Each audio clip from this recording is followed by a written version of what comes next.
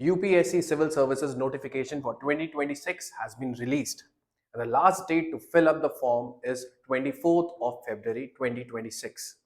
Okay, so in this CSC notification, we have observed a number of changes.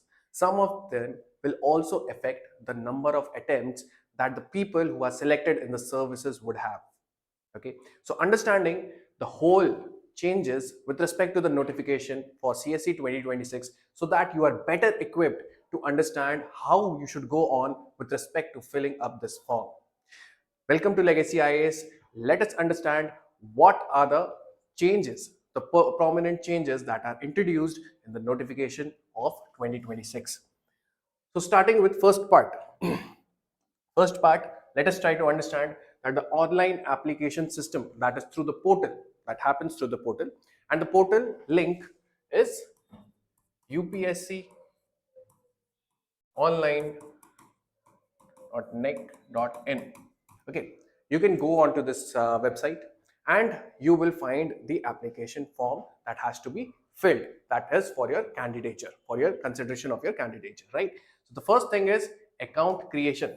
Okay, this is account creation. Basically, you will have to go on the website and you will have to register. Registration process, that is through your email ID and your phone number. Okay, these two things would be generated, and this will, once you create your account, once your account is created, further a number would be generated. Okay, what is this number? This is your universal registration number. Okay, this is your universal registration number, and this form, the universal registration number, would want the details that are permanent in your life. Okay, some things like your name, your birth, okay, your ID verification, okay, all of these, right? So name, birth date, okay, and so on. These kind of details would be there registered in your universal registration numbers. This means that if you are applying for future exams or you are applying for other exams in UPSC, then also these would be the ones that would remain permanent throughout your life cycle of exams, right? Then you have common application form. This is common application form. This is something that is going to go further into your details. Okay, why is it called the common application form? The common application form means that this is also something that is going to remain common with respect to all the exams that you write, which is conducted by UPSC. Okay, so this means your common application forms further ask for the details, and it also recommends that you use your Aadhaar card as the primary mode for ID document verification, right? It is highly recommended because of the minimizing of any kind of verification delays. Okay, now the fourth part, we called this the 4-stage online application system. The fourth part is specific to the exam that you are registering for. Okay, you are applying for. So this examination specific module, this fourth stage, is the one in which you would be asked for your exam center preference. You would be asked about your optional, your medium in which you want to attempt the exam. Okay, you will be asked about what kind of center do you want, right? These specific exam related details would be asked to you, right? So this is basically a 4-stage online application form. It proceeds in further stages like this, with you starting with registering with your basic details that are going to be constant and they are going to remain permanent over the life cycle of the exams that you write with UPSC. And then further it would be entering with respect to the exam CSC. If you are going for CSC, then it would be the exam specific module. All right, so moving on, the next thing is mandatory live photo capture. Okay, this is something that has been introduced newly in the CSC notification 2026. We have found that earlier we used to have recent passport size photo. Okay, that is, it had to mention at least that this kind of a photo should be the recent one. You could not go for such kind of photographs which were passport size photographs which were from say 2-3 years before.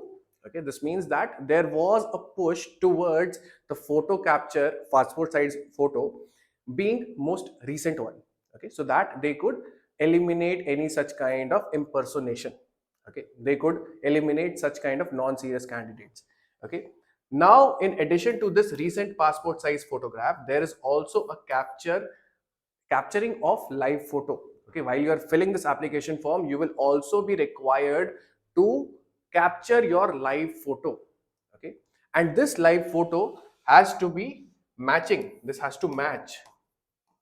Okay, this means that your live photo or your passport photograph, they cannot be blurry. Okay, they cannot be partial. Okay, they should be very clear, and they should have your face in complete view, right? So this is a verification which is being done with respect to mandatory live photo capture. Without this, your application form will not be accepted, right? So this is an important stage, and you should maintain carefulness while capturing the photo itself. Okay, do not make it blurry. Okay, do not make it out of focus. Try to capture your face. Okay. Then there is a rule with respect to new signature upload rule in CSC notification this year. So you have to basically you have to sign 3 times. Okay, so you have to take a sheet of paper. This sheet of paper has to be white, and the signature has to be 3 times. And this signature, you are going to use black ink. Okay, so this is an important part wherein the signature has to be 3 times, and it has to be on a white paper, and you have to use the black ink. This is one of the new rules, right? That is plain white sheet and black ink. What you have to do, you have to scan this. You have to scan your signature that you have signed on the white paper 3 times using black ink. You have to scan it, and then you will have to upload it in the desired format. Okay, you will have to maintain some kind of file size, as well as what is the dimension that is required. Okay, please read the instructions carefully so that your sign gets uploaded. Okay, a lot many times the size reduction or resizing or pixel resizing is needed when you are scanning your uh, signature document. Okay, now going on,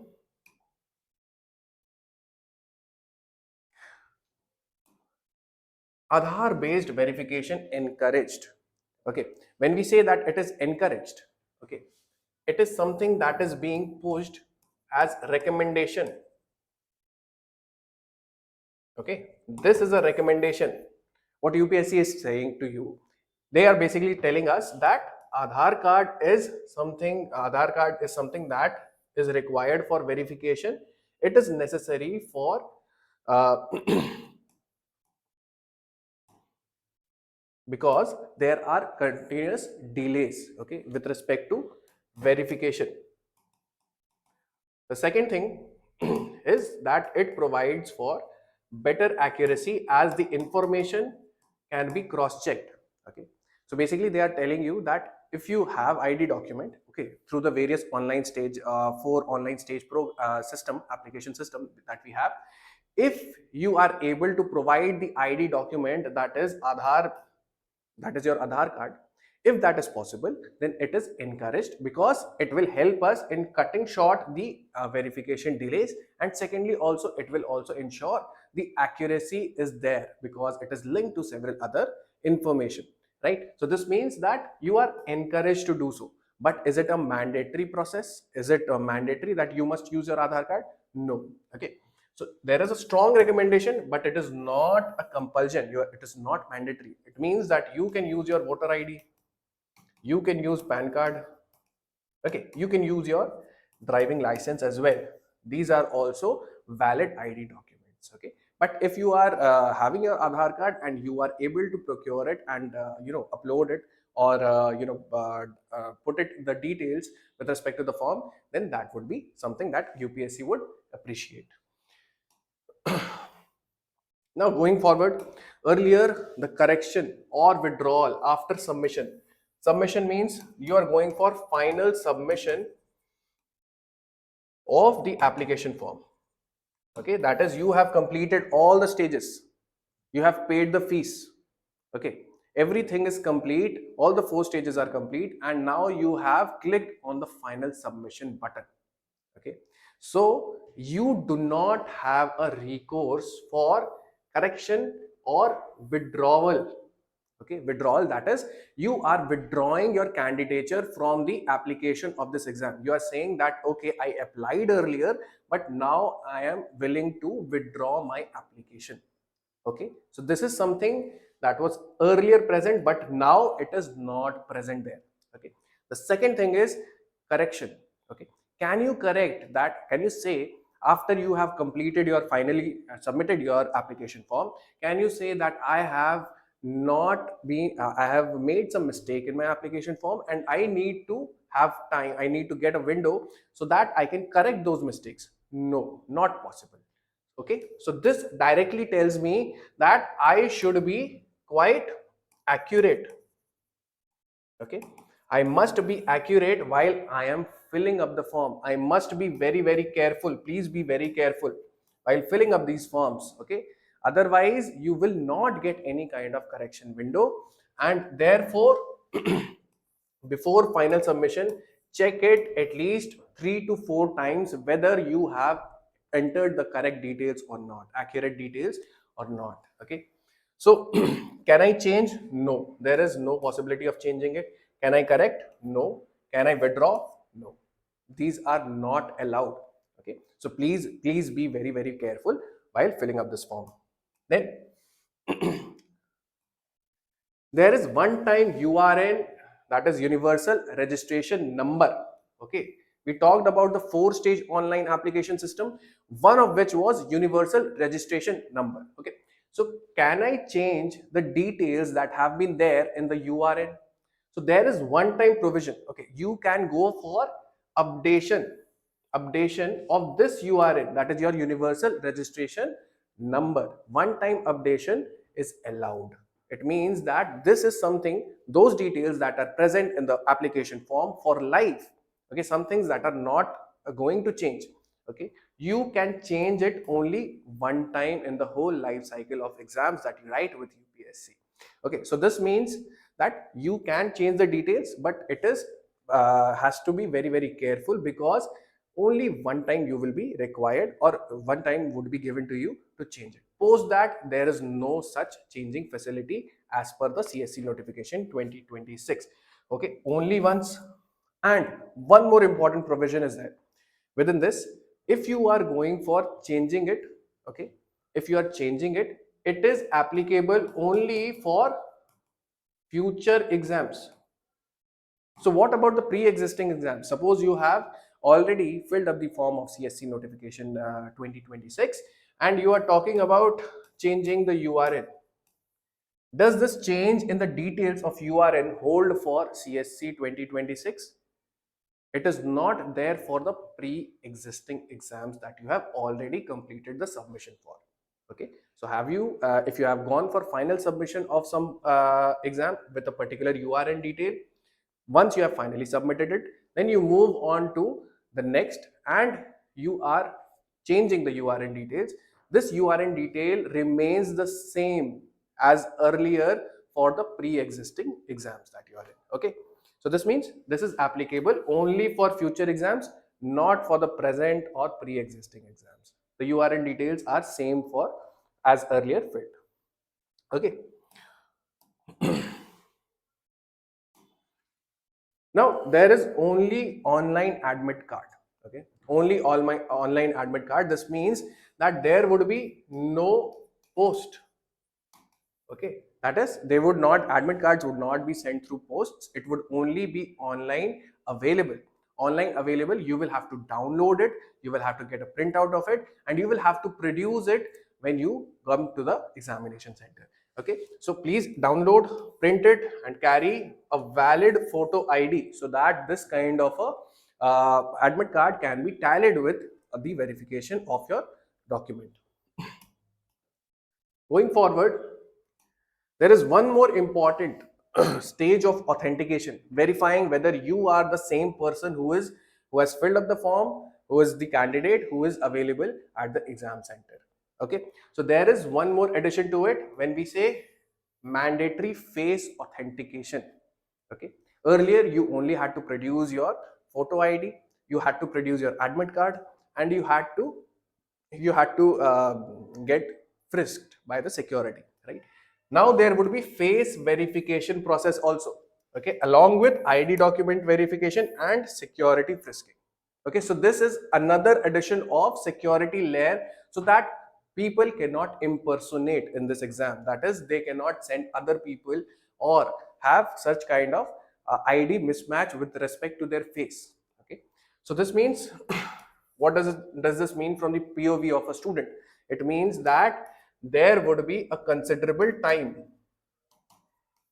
that would be required with respect to all of these processes. So I must ensure that I reach the center on time.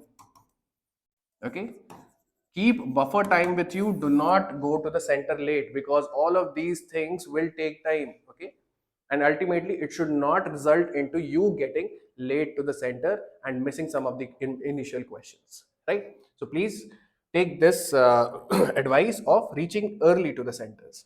Okay, then this is one of the most important restrictions. Okay, one of the most important parts of this CSC notification 2026 is restrictions on applying. Okay, that means whether you are allowed to apply with respect to the 4 online stage application system, whether you are restricted with respect to application or not. Okay, so this is with respect to two services, IAS or IFS. This F is foreign service.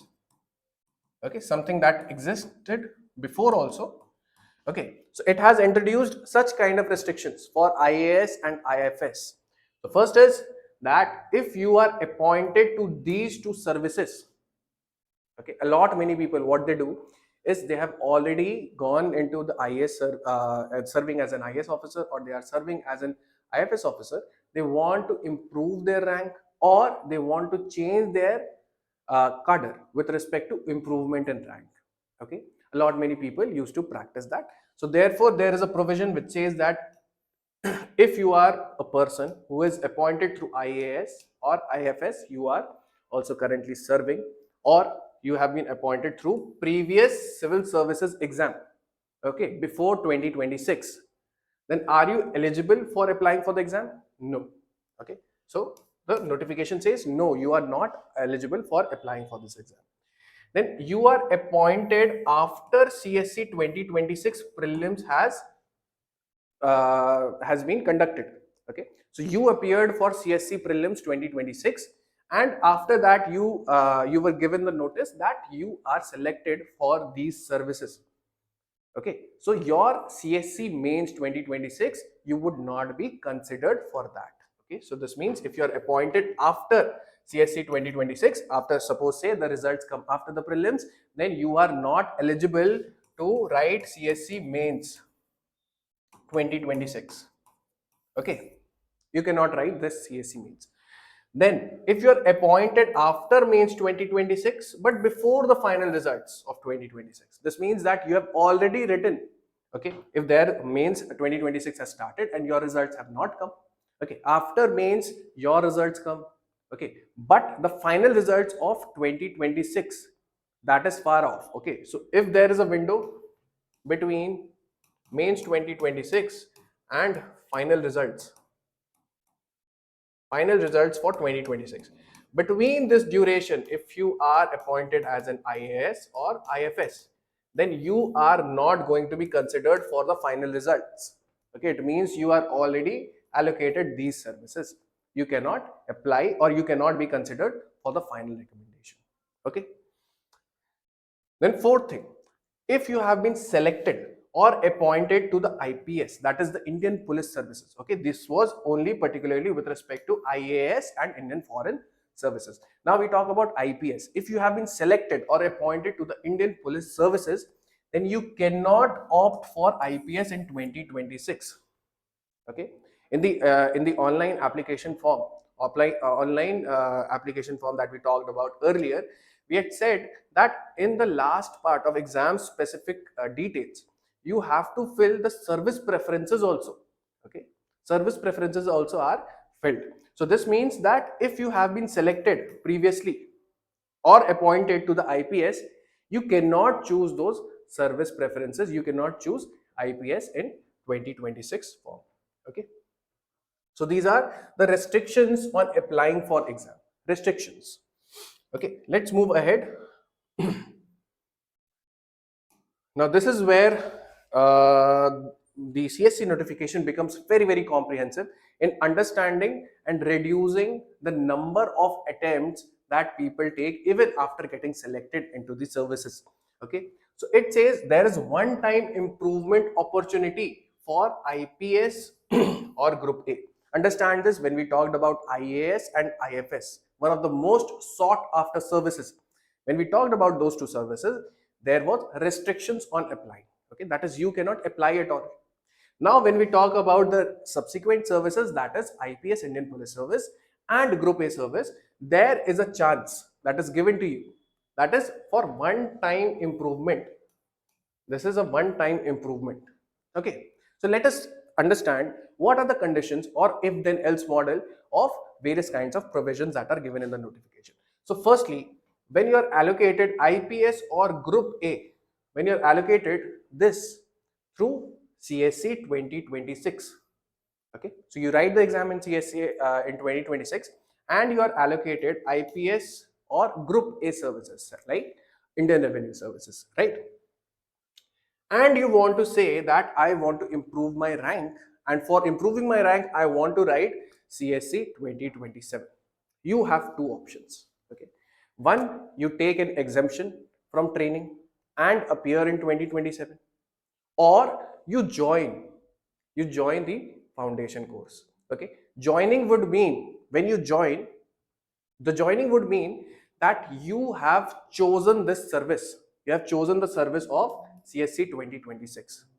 But if you say that I do not want to join this service, you must take an exemption from training and then you have to appear in CSC 2027. If you do not choose any of these options, that is, you are not joining the services, joining the training, and you are not even taking exemption from training, then your CSC 2026 allocation of service would be cancelled. Okay, so these are the three conditions. So you will have only one time exemption from training. You have to take an exemption that I am appearing, and you can write CSC 2027. You say I am not taking exemption, I am joining the training, then you must join the foundation course.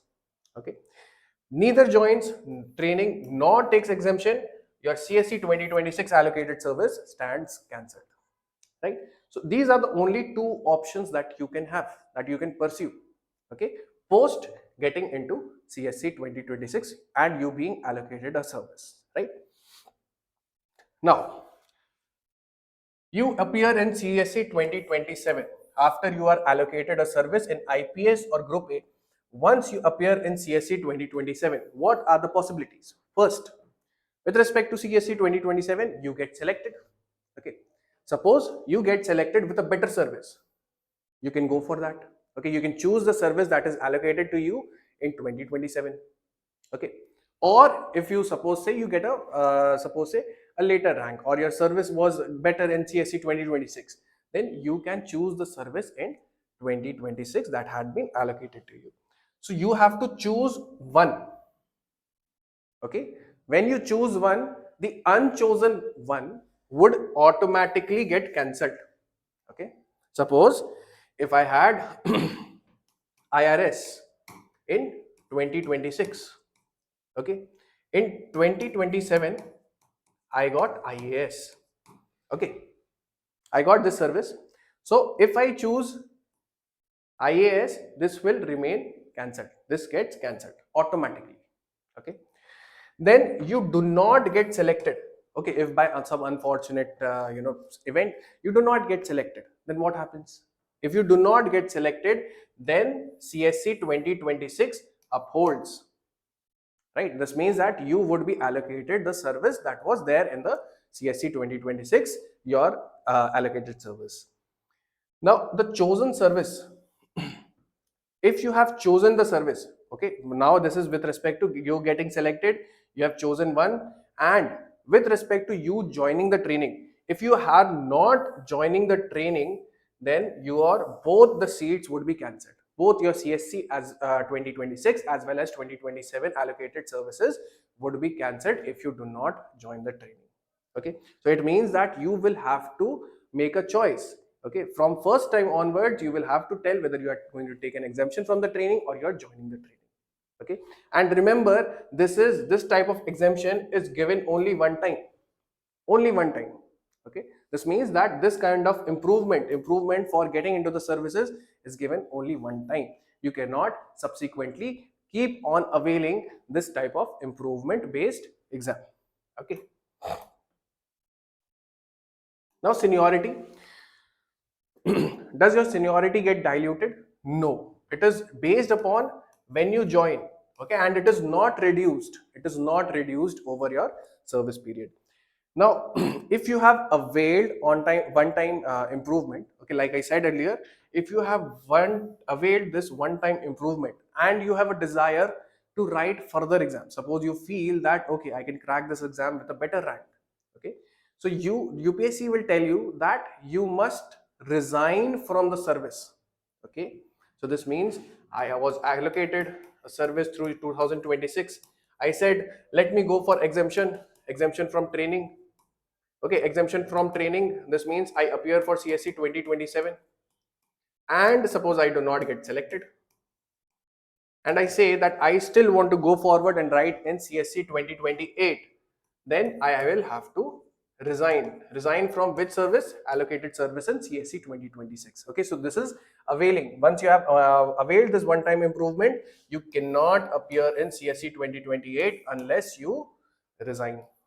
Okay, now suppose, because we talk about the several attempts that are used by the candidates with respect to this exam, if you want to use your remaining attempts, if you want to use your remaining attempts, what you can do, suppose you say that even after this I am left with at least 4 attempts, okay, and I want to continue giving my attempts although I have been allocated a service. Okay, so what option you have is that you do not join any service, you do not go for joining any service. This means that your allocation of service would automatically be cancelled. Okay, this works well with respect to the people who get selected and stall the position for a very long time, ultimately affecting the selection of other candidates, right? Then you have with respect to, this was all with respect to CSC 2026, people appearing and getting services, getting selected within CSC 2026 into the IPS and Group A services. Now with respect to CSC 2025 or the earlier, or people who have been earlier allocated services in the previous exams of civil services. So first, without resigning, okay, without resigning, you can appear either in 2026 or CSC 2027. You can choose either one of them. Okay, this is again akin to one-time improvement. Okay, you can be sure with respect to 2026 whether you are very well prepared, or with respect to CSC 2027 you are better prepared. So maybe you can write the exam. Okay, but this kind of a selection is only either of the exams. It does not mean that you can write both 2026 as well as 2027, and this is without resigning. That is, you are staying in the allocated service, you are continuing your services, and you are not resigning. You can appear for one of them in these years. Then with resignation, if you go for saying that I want to appear for other CSC 2028 or later, okay, you say that I want to improve my rank, also I want to look out for some other services, therefore you will have to resign.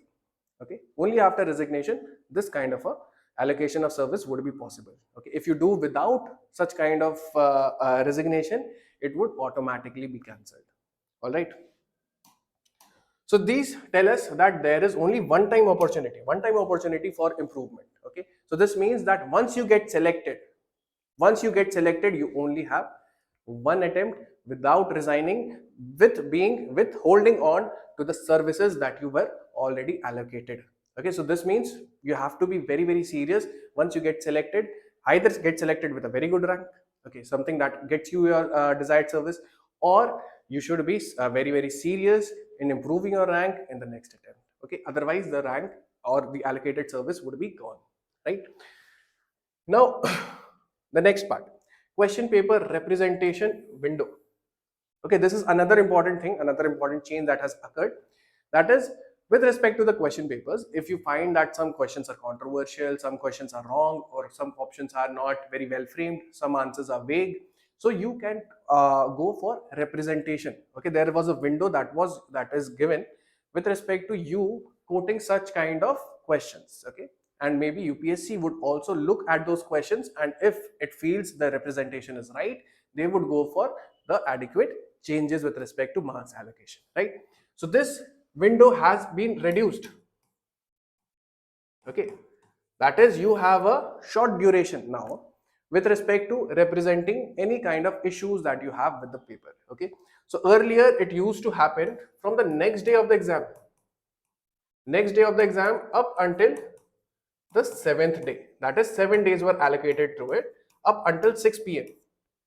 Okay, this was the earlier norm. Now it is from 3rd day to the 7th day. 7th day again up until 6 p.m. So this is effectively reduced to 5 days. So whatever queries you have, whatever representations you want to make with respect to this, you should do it within these 5 days. That starts from the 3rd day after the exam. Okay. Now rules.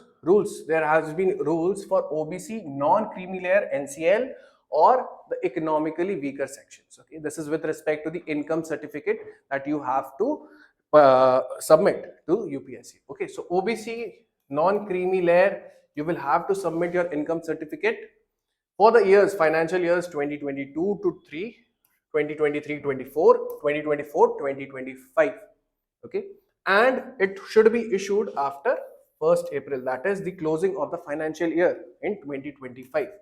Okay, for EWS, that is economically weaker section, you will have to provide a certificate that is based on your income and assets for the financial year 2024-25, and this should also be issued on or after the 1st of April, that is again the closing of your financial year, right? The next one of the major changes that has happened, and this you should definitely keep a watch on, because it is something that can result into disqualification after. Okay, post prelims and post mains login is mandatory. It means that you can be disqualified if you have not mandatorily logged in your portal. Okay, what does it say? It says that once your prelims result is declared, you have to make a mandatory login. After that, within 10 days, okay, within 10 days, if you do not log in, then you can be disqualified, right? Now, with respect to mandatory login after mains result, once your mains written results are there, you will have to go for mandatory login within 15 days. Okay, these things have to be taken very very seriously, because it is a mandatory login. This means that you are telling UPSC that I am aware that the results have arrived and I have seen my results, so whatever actions are needed for me to perform, I am in the process of performing those functions, right? So this is one more important change, right? So these were the important changes that were there in the notification. Please fill the form with adequate time. Please ensure that you are accurate. Please be very careful.